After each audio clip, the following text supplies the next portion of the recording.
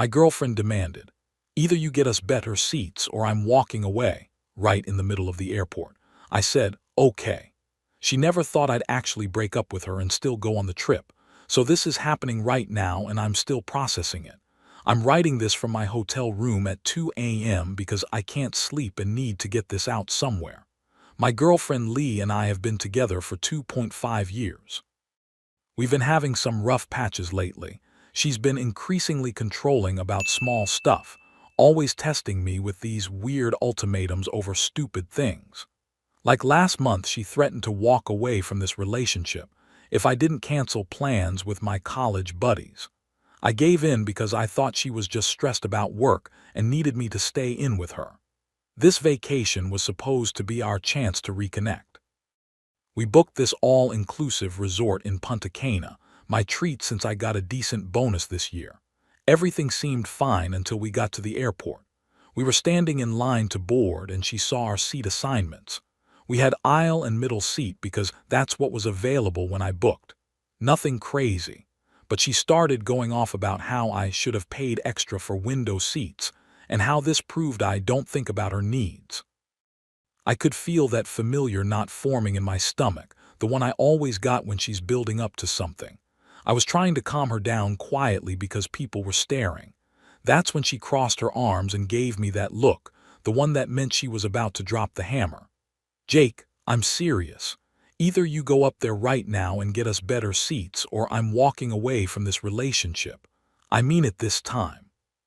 She was standing there with this confident smirk, like she'd already won, because she always wins these.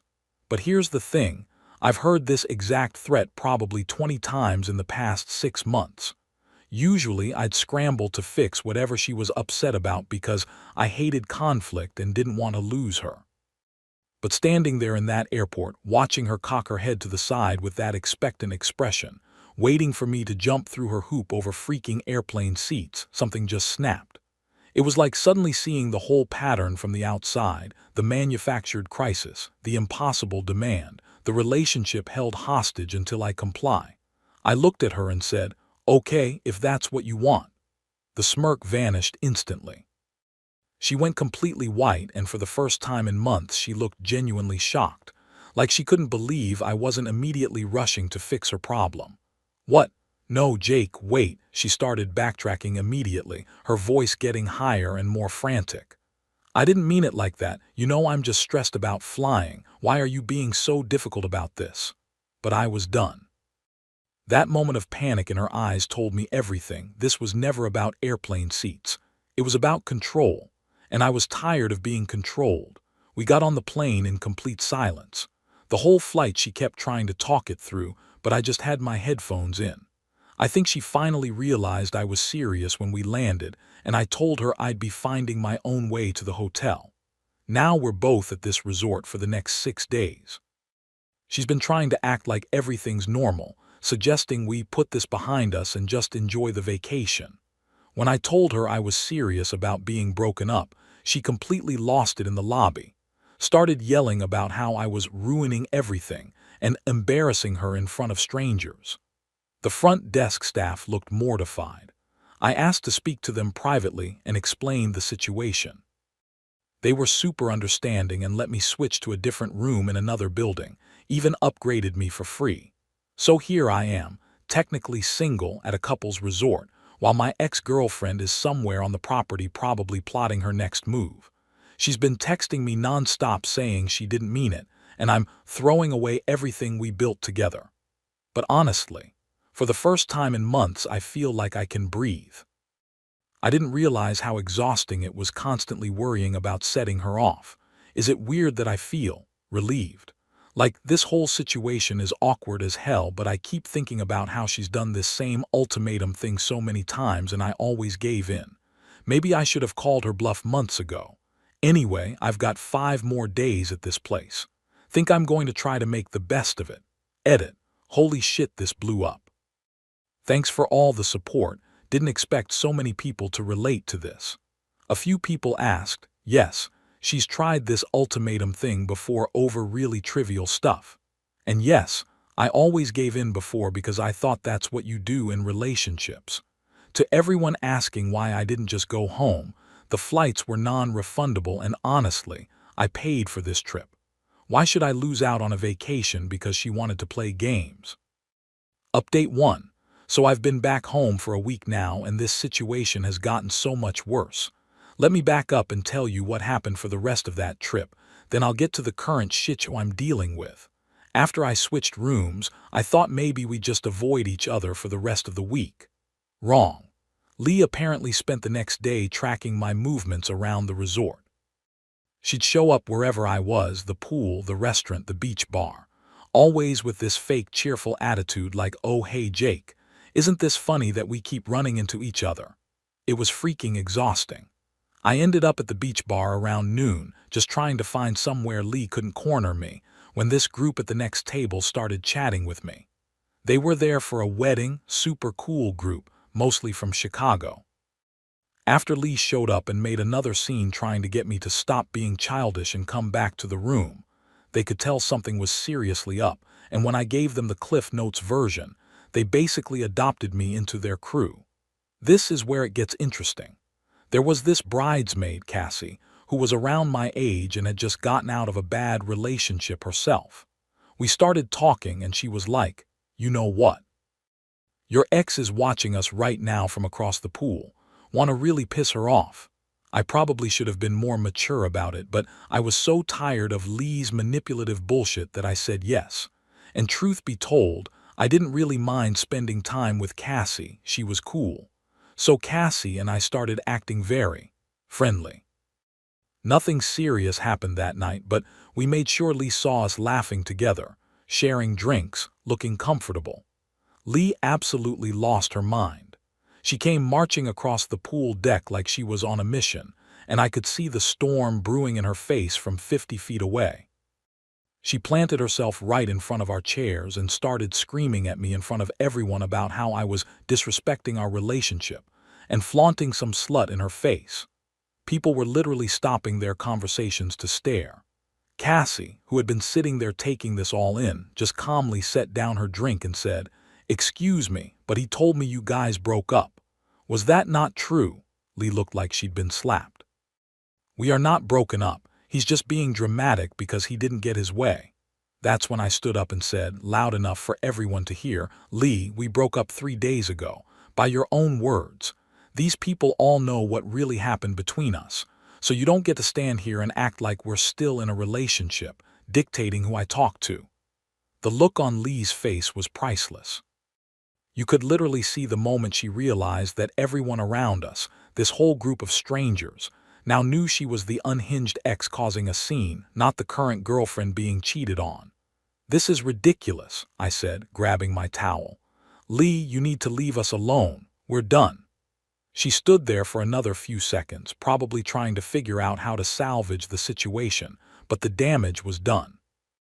The wedding group was staring at her like she'd grown a second head. She finally stormed off, muttering something about how I'd regret this. I didn't see her for the rest of the day. The wedding group basically rallied around me after that. They'd witnessed the crazy firsthand and completely had my back. They invited me to the actual ceremony that night.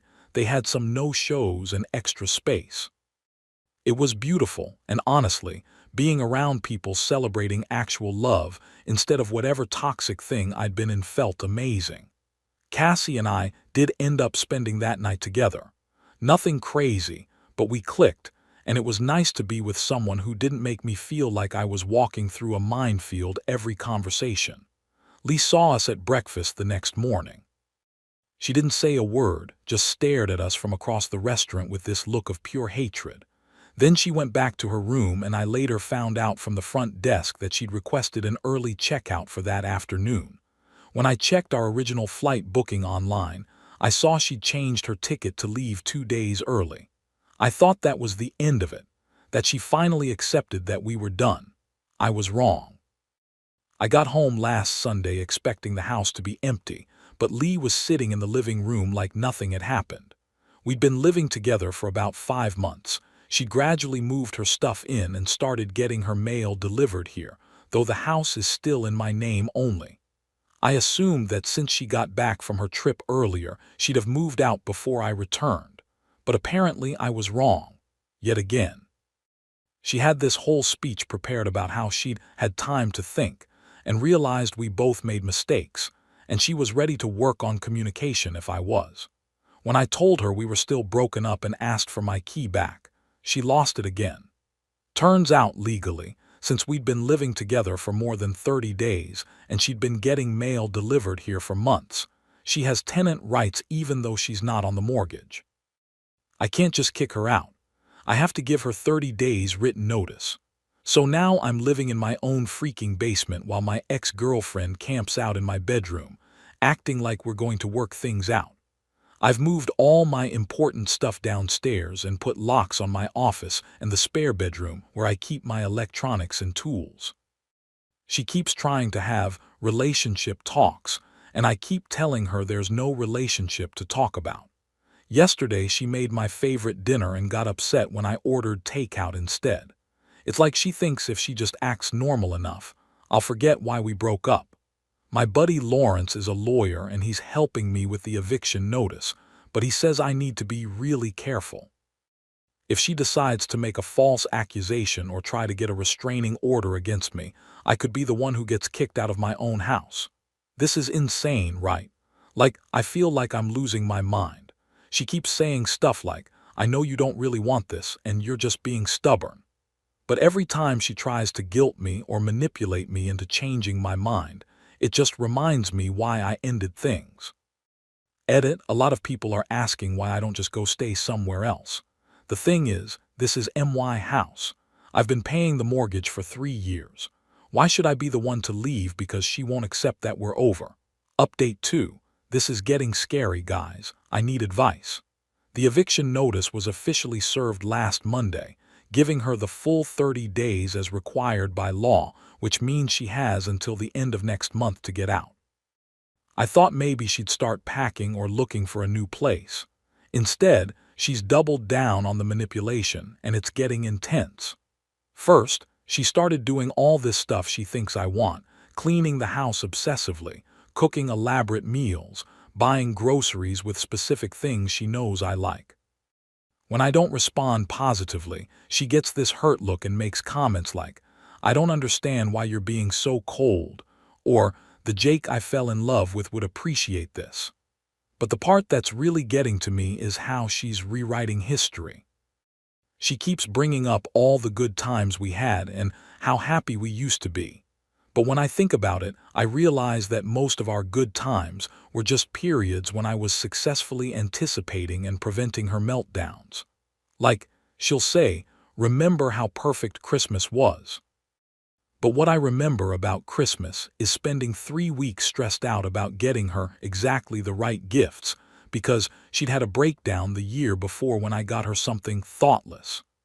The actual day was fine because I'd managed to navigate all her expectations correctly. She's also started trying to involve other people. She called my mom yesterday to check in and apparently told her we were going through a rough patch but working on it. My mom called me confused, asking why I hadn't mentioned we were having problems. I had to explain that we're actually broken up. Then she tried to connect with my friends on social media. My buddy Mike texted me asking why Lee was liking all his old posts and sending him memes to cheer him up during this difficult time for everyone. It's like she's trying to maintain access to my entire life while I'm trying to extricate myself from her. But here's where it gets really concerning. I think she's been going through my stuff. I keep my important documents in a fireproof safe in the basement office, and I swear the combination lock was in a different position than where I left it. She wouldn't know the combination, but the fact that she might be trying to get into it is freaking me out. Lawrence came over yesterday to check on me and witnessed one of her manipulation attempts firsthand. She came downstairs while we were talking and immediately put on this sweet, reasonable voice. Oh, hi, Lawrence. Jake and I are just going through a little communication issue. I'm sure you understand how these things can get blown out of proportion. Then she looked at me with these puppy dog eyes and said, Honey, I know you're upset, but don't you think we should try counseling before we make any permanent decisions? I've already found a therapist who can see us this week. Lawrence just looked at her and said, "Ma'am, Jake asked you to leave his house. That's not a relationship issue. That's a housing issue that gets resolved by the end of next month." The mask slipped for just a second, and I saw this flash of pure rage cross her face before she went back to the sad, confused girlfriend act. I just don't understand why everyone's being so hostile. I love Jake and I know he loves me. We can work through this. That's when I stood up and said, "Lee, stop. There's nothing to work through. We're broken up, you're moving out, and that's final. Please go back upstairs." My tone must have gotten through to her because she finally stopped the performance and went back upstairs without another word. After she left, Lawrence told me I need to be documenting everything and consider having someone stay with me until she's gone. He's worried she might try to create some kind of incident that makes me look like the aggressor. I don't think she's physically dangerous, but she's definitely psychologically manipulative in ways I'm just now recognizing. Like, I used to think it was normal that I had to constantly manage her emotions. I thought it meant I was being a good boyfriend. Now I realize that in a healthy relationship, you shouldn't have to walk on eggshells 24/7 or constantly worry about setting off your partner over random stuff.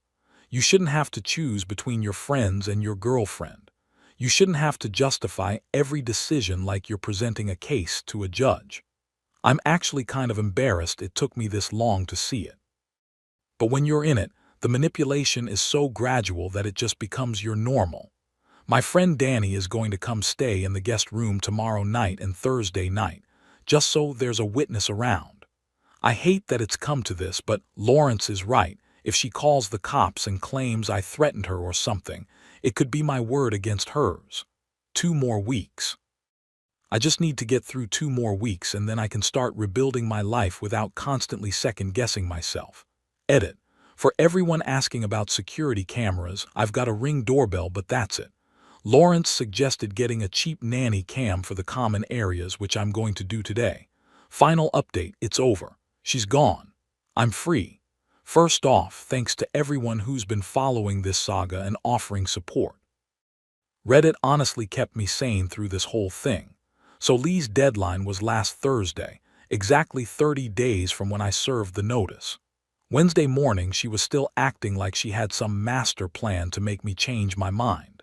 She kept saying things like, "You'll regret this," and "You don't know what you're losing," but also still trying to seduce me back with home-cooked meals and reminiscing about our early relationship. Wednesday evening, Danny and I were hanging out in the basement when we heard her on the phone upstairs. She was talking loud enough that we could hear every word, which I think was intentional. She was talking to someone, maybe her sister, saying stuff like, "He's completely lost his mind, and I think his friends are turning him against me, and if he wants to throw away the best thing that ever happened to him, that's his choice." But then she said something that made my blood run cold. "Don't worry, I have one more card to play. He'll come crawling back when he realizes what life is like without me." Danny and I looked at each other like, what the hell does that mean? But we decided to just stay vigilant and wait it out. Thursday morning came and she was acting completely different. Super calm, almost serene. She made coffee and sat at the kitchen counter like she was holding court. When I asked her if she was packed and ready to go, and she just laughed. "Oh, I'll be out by tonight. Don't worry about that." The day dragged on forever. She spent most of it upstairs organizing her things, but I swear I hardly heard any packing sounds. At 11 p.m., I went upstairs to check on the situation. She was sitting on the couch with a single suitcase next to her, scrolling through her phone. "Cutting it pretty close," I said. "I'm waiting for my ride," she replied without looking up. Late that evening, around 11:45, a car pulled up outside. She stood up, grabbed her suitcase, and walked toward the door. Then she turned around and looked at me with this expression I'd never seen before, like she was looking at a stranger.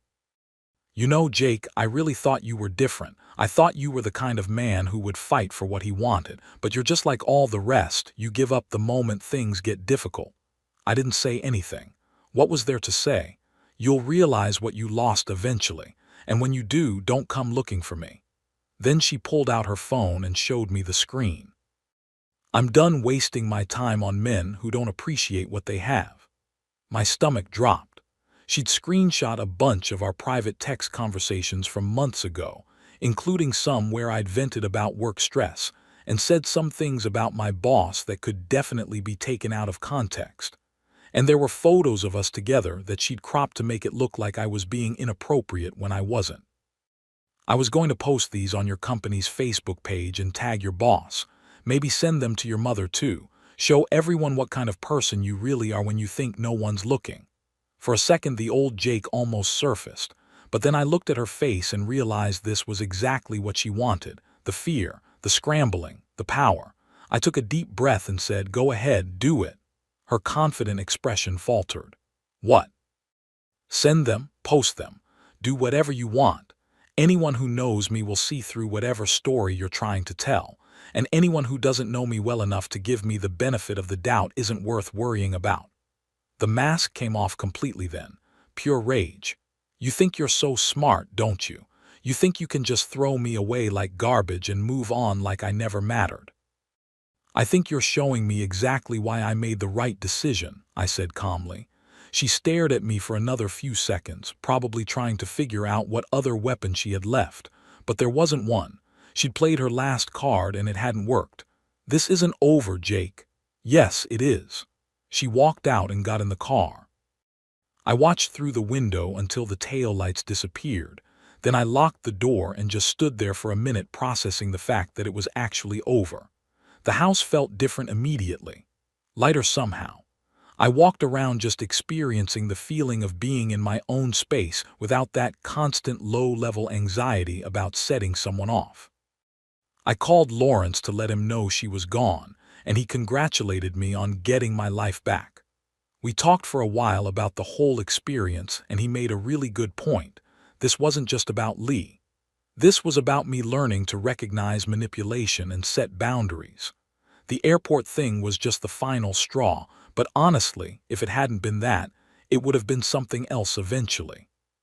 She was always going to keep escalating until I either submitted completely or stood up for myself. I'm glad I finally chose option 2. So what's next? I'm going to take some time to be single and figure out what I actually want in a relationship. And I'm going to enjoy having my house back. This morning, I made breakfast and ate it in my own kitchen without worrying about someone critiquing my food choices. It was glorious. Thanks again, Reddit. You guys literally helped save my sanity. Edit. For everyone asking about Cassie, we've been texting since the trip. Nothing serious yet since I obviously need to get my head straight first, but she's been really supportive through this whole mess. Lee hasn't tried to contact me since she left, which honestly surprises me. I was expecting some kind of hoovering attempt, but maybe she really is done. Either way, I'm not letting my guard down. "Your brother has the vision this company needs," my father declared, handing him my business. I left without a word. A year later, they begged, devastated. The day I watched my father hand my brother the keys to the business I'd built with my own hands was the day I finally understood what it meant to be truly alone. The leather folder sliding across the polished mahogany desk, the smirk on Eric's face, the way my father couldn't quite meet my eyes. The weight of that moment crushed something inside me that I never managed to fully rebuild. I stood there 30 years old, with calloused hands and a spine bent from carrying the weight of Kane Electrical for over a decade. 14 years of showing up before dawn. 14 years of night classes and certifications. 14 years of building a reputation in a town where your word and your work were all that mattered. All of it stolen with a signature and the thud of my father's heavy signet ring against the desk. "Samuel was never committed enough," my father told Eric, as if I wasn't standing right there. "Too rigid, too by the book. This company needs someone with vision." Vision, that's what he called it when Eric, my younger brother by 3 years, dropped out of college to find himself in Thailand for a year. That's what he called it when Eric burned through a small fortune trying to start a nightclub that closed within 6 months.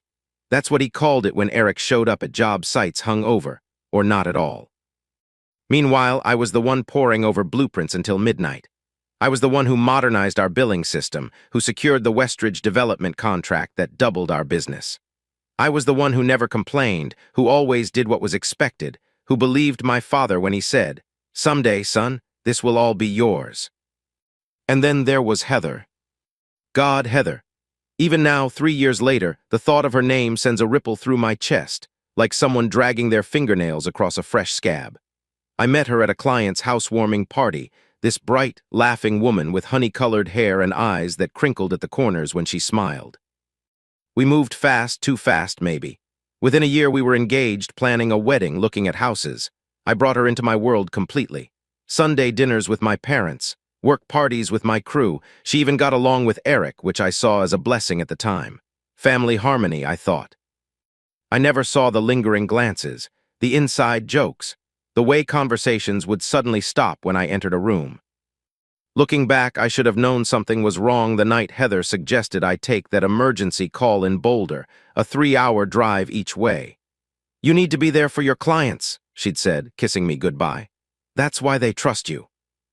It was past midnight when I returned, bone-tired but proud of myself for handling the crisis. Our driveway had an unfamiliar car parked in it. Eric's new BMW. My stomach knew before my brain did, a cold pit forming as I walked toward our bedroom and heard them, those unmistakable sounds that change you forever once you've heard them. I don't remember much about the confrontation. Fragments flash in my memory, Heather clutching sheets to her chest. Eric's expression, not even shame, just annoyance at being caught. The lamp that shattered when I slammed the door. The next morning brought worse news. Heather was pregnant. The timing lined up with a business trip I'd taken 6 weeks earlier. Eric's or mine, she wasn't sure, but they'd developed feelings. They were truly sorry. My father's reaction was what broke me.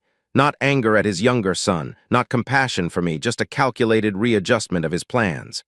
"Blood is blood," he said a week later, calling us both to his office. "And family comes first. Samuel, you need to understand, your brother is going to be a father. He needs stability now." The memory of what came next still makes my hands tremble. The leather portfolio, the company transfer papers, the house that had been promised to me and Heather as a wedding present, now being signed over to Eric and her instead, all to keep things in the family. All so perfectly legal, so brutally efficient. "You'll land on your feet," my father said, not unkindly. "You were always the responsible one. Eric needs this more than you do." Need versus deserve. At that moment, I understood that I had spent my entire life confusing the two. My mother said nothing, just dabbed at her eyes with a monogrammed handkerchief. Later, she would call me, whispering about how she disagreed with my father, how she was on my side. But when it mattered, she sat silently. Complicity dressed up as sympathy. I left that office with nothing but my certification papers and a hollowness that echoed with every heartbeat. I didn't yell. I didn't threaten. I simply walked out, got into my truck, and drove until the gas light came on. 2 days later, I accepted a job with Reynolds Contracting in Denver, 3 hours away. I left without saying goodbye, changed my number, cut the cord completely. I rented a small apartment near my new work site. Bare walls, second-hand furniture. Starting over at 30 feels different than starting over at 20. Your back aches more. Your optimism has sharp edges. The first few months were a blur of work and silent evenings. I took every overtime shift available. Volunteered for the jobs nobody wanted, pushed myself until exhaustion guaranteed dreamless sleep. But something unexpected happened as the months passed. Without my father's shadow, without Eric's chaos, without constantly trying to prove myself, I found I was actually good at what I did. Really good. Reynolds recognized it too. 6 months in, they promoted me to team lead. 3 months after that, I was managing my own crews. By the 1-year mark, I had clients specifically requesting me by name. I earned my master electrician's license, started teaching night classes at the trade school, built a new circle of friends who knew nothing about my past, who took me at face value. News from home came whether I wanted it or not. My mother's tearful voicemails, which I deleted without listening past the first sentence. Christmas cards returned unopened, a persistent ache that dulled but never disappeared completely. 6 months after I left, the first tremors of Kane Electrical's collapse began. A former colleague texted that Eric had shown up drunk to the Peterson project meeting, insulting the client so badly they pulled their $200,000 contract on the spot. My fingers hovered over the phone. Delete. Not my problem anymore. Next came the safety violation at the Westridge development. Live wires left exposed overnight because Eric forgot to inspect before closing the site. A $15,000 fine and a formal warning from the licensing board. The superintendent who'd specifically requested me for years now refused to work with Kane Electrical altogether. Each update arrived like distant thunder, the storm inevitable, just a matter of time. By the 18-month mark, Eric had lost 3 of our 5 major commercial clients. Dad had started showing up at job sites, trying to smooth things over, his pride crumbling in real time as he made excuses for his chosen successor. The irony tasted metallic in my mouth. Not satisfaction, not quite grief, something more complicated, the dull ache of confirmation. Word came that Eric had hired his drinking buddies as project managers, men who couldn't tell a circuit breaker from a light switch. 2 critical installations failed inspection. A client sued for damages after faulty wiring caused equipment failure. Through the industry grapevine, I heard suppliers had started demanding payment up front, the ultimate vote of no confidence. The business I had poured my soul into was dying by 1,000 cuts, each one traceable to the moment my father decided I wasn't worthy of my birthright. In my 3rd year away, the rumors became desperate whispers. My father had mortgaged their house to cover mounting debts. Eric was drinking openly on job sites now, abandoning any pretense of competence. The business license was under review after a 4th major safety violation. Heather had finally left him, taking their son, my nephew, or perhaps my son, the paternity never confirmed, to stay with her sister. Each piece of news landed like another stone in my stomach. My chest tightened with emotions I couldn't name, didn't want to name. I felt nothing. Or rather, I felt too much to identify any single emotion in the storm. I was building something new here, teaching apprentices the right way to do things, dadding occasionally, though nothing serious, healing slowly. Then came the day I looked up from a junction box to see my father standing in the doorway of the half-finished office building. Older, smaller somehow. The confident posture gone, replaced by the slight stoop of a man carrying too much. "Samuel," he said, my name cracking between his lips like thin ice. My hands continued their work, methodically securing wires with the precision that had become my trademark. Each twist of copper a meditation, a barrier between his desperation and my hard-won peace. "Son, please, 5 minutes." I nodded to my apprentice to take a break, then faced the man who had shattered my world. Up close, the changes were shocking. Gray skin stretched too tight over cheekbones. Bloodshot eyes swimming with unspoken pleas. Hands that trembled slightly, those once steady hands that had taught me to hold my first screwdriver. Something twisted inside me. Not pity, not quite. "You look tired," I said, my voice neutral. He attempted a smile that never reached his eyes. "Your mother asks about you every day." The familiar manipulation.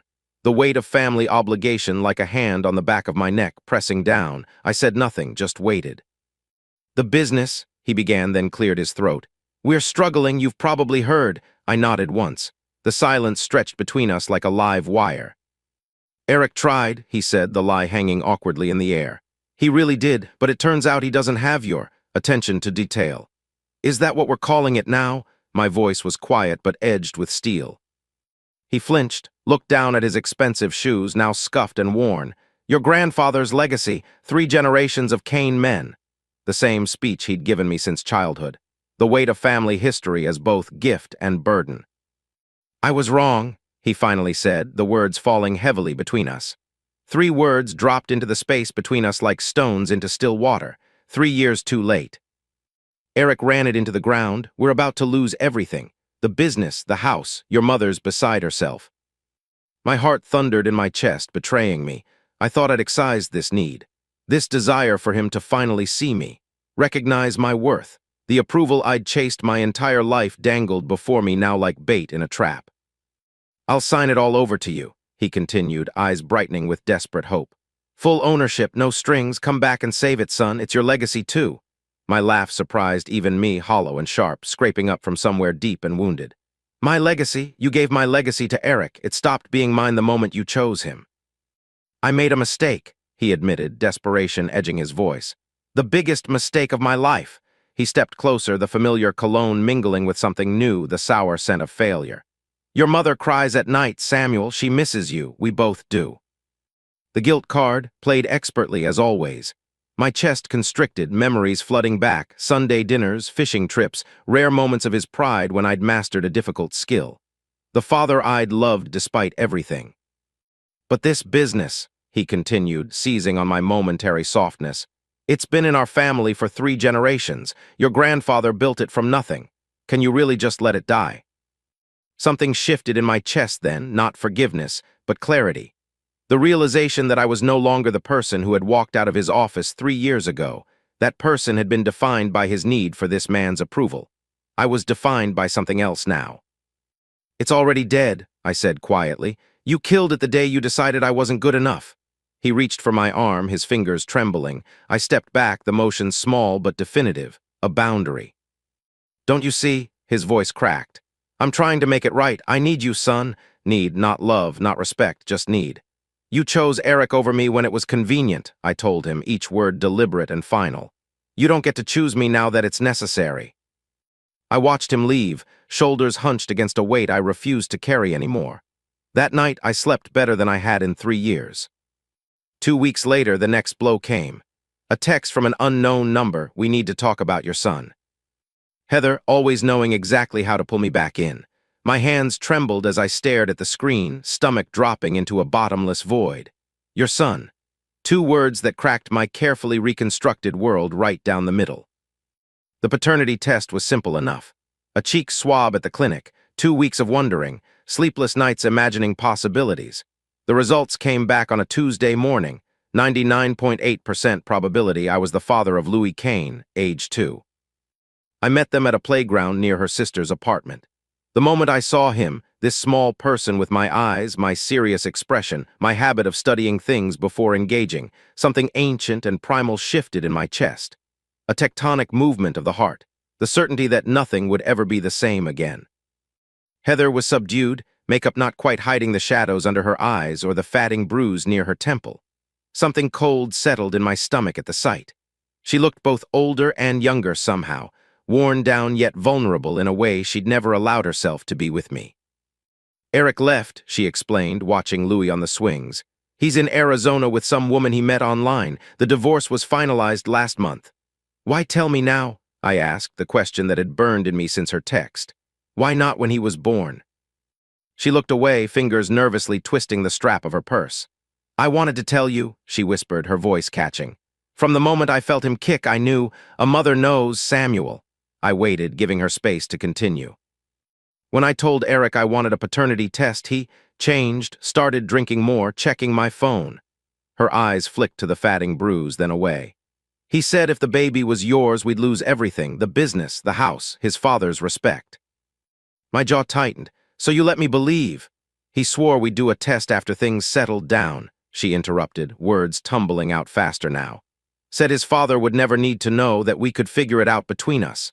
But then the baby came, and Eric started having problems at work and... She wiped at her eyes. He convinced me it was just easier to keep things as they were, that telling you would destroy everyone's lives for nothing. For nothing, I repeated flatly. My son was nothing. I was wrong, she whispered, echoing my father's too-late admission. By the time I realized how completely wrong I was, it felt impossible to fix. How do you tell someone you've kept their child from them for over a year? Her eyes finally met mine, swimming with tears. And then Eric started getting physical. I couldn't. I didn't know how to. Easier, that word again. The path of least resistance that had carved the terrain of my family's choices into a landscape of betrayal. But beneath Heather's words, I sensed something my father had never offered, genuine remorse, complicated by fear. I watched my son laugh as he came down the slide. My son who had been kept from me for convenience. My son who needed me now that Eric was gone. I thought maybe we could try again, Heather ventured, her hand brushing mine. For Louis's sake, we were good together, Samuel. The touch that once would have sent electricity through me now felt like nothing at all. I'll be getting a lawyer tomorrow, I said, my eyes still on Louis. We'll work out custody and support legally, properly. Samuel, I'll be a father to him, I continued, cutting her off. The best father I can be, but you and I are done, Heather. We've been done since the night I found you with my brother. In the months that followed, I created a life that had room for Louis in it. Switched to a management position with more regular hours. Found a 2-bedroom apartment with a park nearby. Built him a bedroom with dinosaur decals on the walls and a nightlight that projected stars on the ceiling. Every other weekend and Wednesday evenings, he was mine. We established routines: pancakes on Saturday mornings, stories before bed, small, sacred rituals that began to heal something in both of us. I met Vanessa at a supplier's conference, a commercial architect with quick wit and thoughtful eyes. Our relationship developed slowly, carefully. I was different now, warier, yes, but also more honest about what I wanted, what I needed. By the time I introduced her to Louis, I was certain about where we were heading. The final confrontation came a year after my father's visit. Eric showed up at my job site, unannounced and unwelcome. Thinner, wild-eyed, with the desperate energy of a man running out of options. "They're foreclosing next month," he blurted. "Dad had a mild heart attack. Mom's selling her jewelry to pay medical bills. It's all falling apart and you're just, what, living your life, pretending we don't exist." I continued reviewing blueprints, refusing to be pulled into his chaos. "That's exactly what I'm doing. You could help. You could save everything if you wanted to." I looked at my brother, really looked at him, and felt a strange sense of peace. "I'm not responsible for fixing what you broke, Eric. Not anymore." "It's your family," he shouted, causing heads to turn. "No," I said calmly. "Louis is my family. Vanessa is becoming my family. The people I've chosen who choose me back every day. They're my family." Eric's face crumpled, the bluster giving way to the fear beneath it. For a moment, I glimpsed the little brother I'd protected from bullies, taught to ride a bike, helped with homework. A flicker of grief passed through me for what might have been. "I'm sorry," he whispered. "I ruined everything. I know that now." Too little, too late, the refrain of my family's relationship with me. But standing there, I realized something important. I no longer needed their apologies. Their regret was their burden to carry, not mine. "Goodbye, Eric," I said, turning back to my work, not cruel, just final. After he left, one of my crew approached cautiously. "Everything okay, boss?" I looked around at the job site, my team, my work, my life built on my own terms. "Yeah," I said, "everything's exactly as it should be." 3 months later, I heard through mutual connections that Kane Electrical had closed its doors for good. My parents had sold their house and moved to a retirement community in Arizona. Eric had taken a job as a sales rep for an electrical supply company in Nevada. The news settled over me like a light snow, covering the landscape but not changing its essential shape. I felt no triumph, no satisfaction. Just quiet acknowledgement that some chapters end without resolution, some wounds heal but leave scars. Last week I received a small package in the mail. Inside was my grandfather's old multimeter, the one he'd used to teach me about circuits when I was 8. No note, just the battered tool that had sparked my love for this trade. My mother's doing, I suspected, her version of an olive branch. I placed it on the shelf in my home office, next to the framed photo of Louis and me at the zoo and the blueprint of the first building Vanessa and I had collaborated on. Past, present, and future aligned at last. They say the best revenge is living well. I don't know about that. What I do know is that sometimes the thing you thought you wanted most, your father's approval, your family's legacy, the business you helped build, turns out to be just a shadow of what you really need. What I needed was to be valued, to be chosen, to build something authentic, something that couldn't be taken away with a signature. I'm building that now, one day at a time. And unlike the business my grandfather started, this legacy can't be handed over in a leather portfolio or stolen with a betrayal. This legacy lives in the lessons I teach my son, in the love I share with Vanessa, in the homes I help wire and the apprentices I train. Some days I still wake up with the phantom weight of shouldering my family's expectations. But it grows lighter with each passing month, replaced by the solid, real weight of Louis sleeping against my chest or Vanessa's head on my shoulder. That weight I'll carry gladly. That weight feels like freedom.